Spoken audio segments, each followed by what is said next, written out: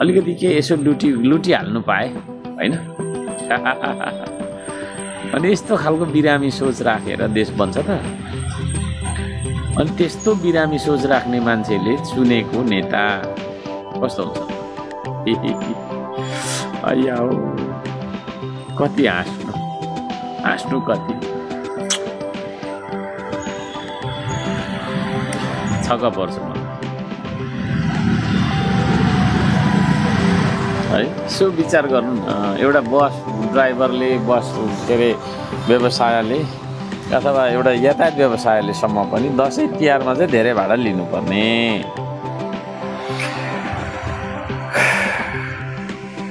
दोकानतिर पनि अब धेरै तपाईँको गर्नुपर्ने है। यही हो मौकामा चौका। अरे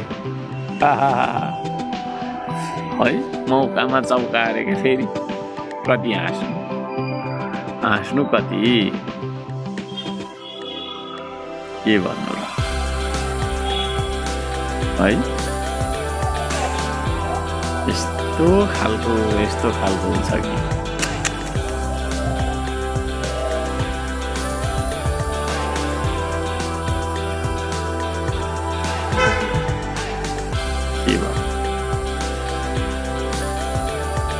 विचार गरौँ है। अब कसरी यो देशलाई बोलाउने हो साथीहरू। यस्तो तरिकाले त हुन्छ जस्तो लागेन मलाई। काम नगर्ने, फेरि काम त गर्नै नहुने नेपालमा त, बरु विदेशमा चाहिँ गर्नुहुने। नेपालमा त सानो भइहाल्ने। अब यो खालको देश कसरी चाहिँ बनाउने होला त देश होइन?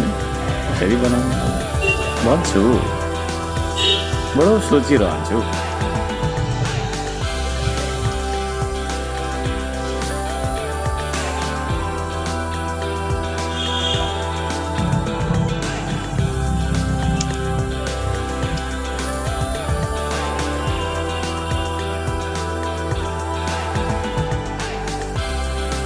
के गर्ने हो नि, साँच्चै नै यसो विचार गर्नु त उछाइ बडो यसो विचार गर्नु न। हाम्रो देशलाई यसो सम्झिन्छु कि म छक्क पर्छु। अब चुनावमा मासु भात नखाइ भोटै नहाल्ने होइन। त्यसो चाहिँ नि गोजी तातो अलिकति यसो रमाइलो भयो भने भोट हाल्ने। अब त्यस्तो तरिकाले जितेको मान्छेले भोलि गएर उसको खर्च त उठाउनै पर्ने होला होइन।